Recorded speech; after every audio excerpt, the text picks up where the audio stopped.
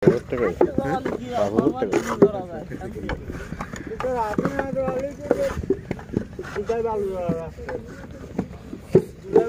পাওয়া যায় না, সময়তে মানে এটা বেঁচে যায় আর কি।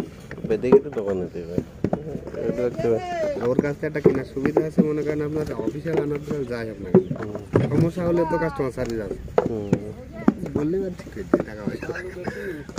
আমি এবার নিয়ে আগে বলবো না, হ্যাঁ বাসায় একটা দিতে বলতে কয়েকদিন ধরে টাকা পয়সা আসুক, ইউটিউব থেকে আসুক, তারপরে দিন আসুক করে নি, তারপরে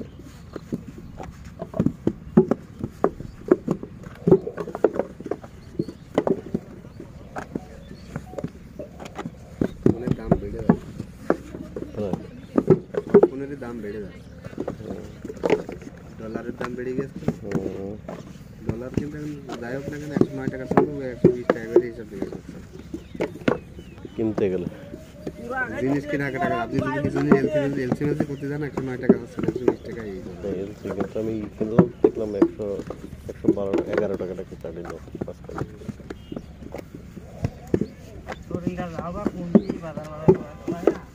ইয়ে যে দাম বেড়ে গেছে আজকে বাজারে গিয়ে দেখি পেঁয়াজ 100 টাকা কেজি, কোনো কিছু কমবে না।